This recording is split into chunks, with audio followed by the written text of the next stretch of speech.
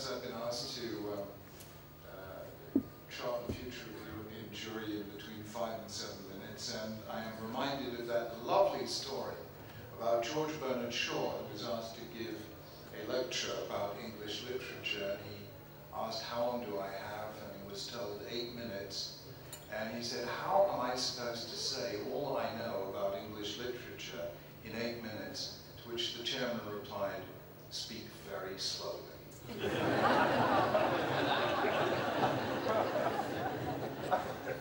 So to sum up very simply, there is good news and there is bad news. The good news is that Jewish life in Europe is undergoing a renaissance with 3 immensely significant developments over the last half century. Number one, the return of the Renaissance, the rebirth of Jewish life in the countries of the former Soviet Union, an absolutely extraordinary phenomenon. Number two has been the transformation of French Jewry by the influx of North Africa, Maghreb, most recently British Jewry. And I want to say a little very specifically about British Jewry. Until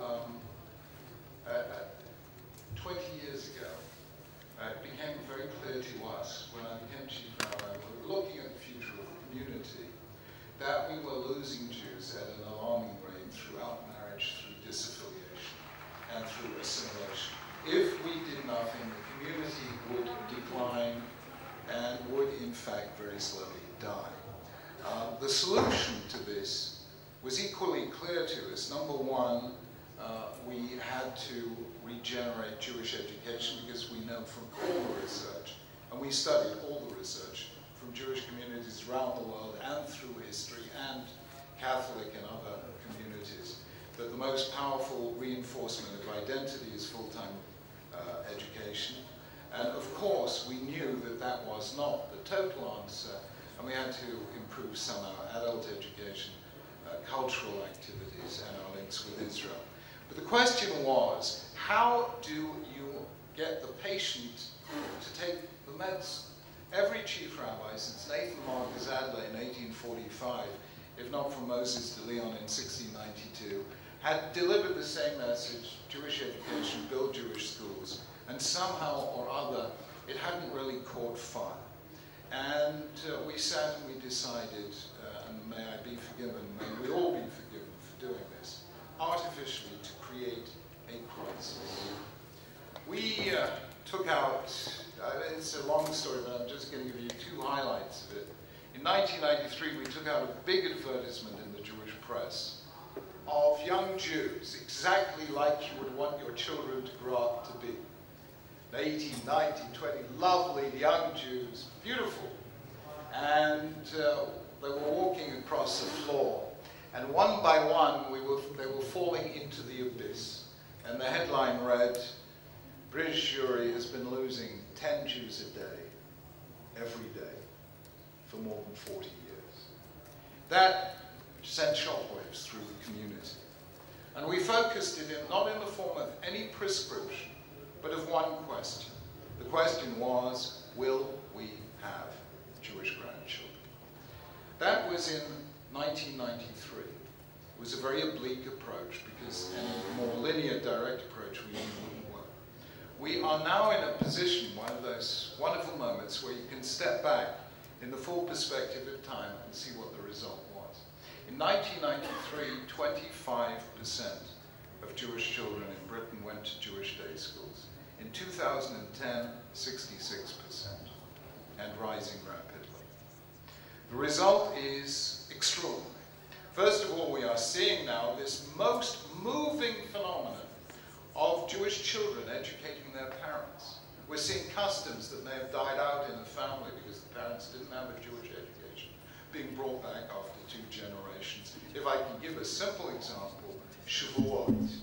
20, 30 years ago, Shavuot, the shuls were empty, and the idea of the Tikkun Leil Shavuot in our mainstream synagogues was almost unknown. This year, shuls full, 400 people in the synagogue I was at for Tikkun Leil Shavuot. The whole thing has been absolutely transformed. The Renaissance in British Jewry has had huge ripples, not only in Jewish day schools. There's been cultural renaissance, to give some obvious examples. A Jewish book week in which 8,000 people participate. It's extraordinary, one of the biggest in the world. The biggest adult education festival in the world, Limmud, at which 2,600 people come to study for a week on any of 300 to 600 courses. That program has now been exported to 47 other Jewish centers from Moscow to Los Angeles, including here in Israel, arts festivals, music festivals, film festivals, a new London Jewish Cultural Center, and a new Jewish Community Center currently being built. The result is that British Jewry, which suffered demographic decline year on year without exception for 60 years, from 1945 to 2005, has now begun to grow again. Slowly, and largely because of the growth of the Haredi community, but it is interesting that the growth in the Haredi community now more than compensates for losses throughout assimilation. What this one case study shows is that with the will and the response of a wonderful community, you can actually transform a community. That is the good news. Bad news is this. Last Thursday, I spent the day in the Dutch Parliament, where Shechita is under attack. By the time I arrived, there was already a parliamentary majority in favor of the banning of all ritual slaughter. Whether that is reversible, I don't know. If Shechita is banned in Holland, the next Jewish practice that will be under direct attack will be Brit Milah. And after that, after Holland, come other European countries. Just give a measure of the degree of gravity that I attach to such phenomena. I said to the Dutch Parliament, the Netherlands was the place where in the 17th century European religious liberty was born. Let it not become the place in the 21st century where European religious liberty began to die. That is the danger to Jewish life. At the same time, Israel finds it hard to get a fair hearing in the European media, in university campuses, and by now in the churches. The result is the battles we thought we had fought and won for individual freedom in the diaspora, collective freedom in Israel, will have to be fought all over again. So there is the good news, there is the bad news, and the question is, how do we balance the two? Well, I will simply end by a story. Many years ago, 30 years ago, we had in our house a wonderful rabbi from Yerushalayim called Rabbi Adin Steinsaltz.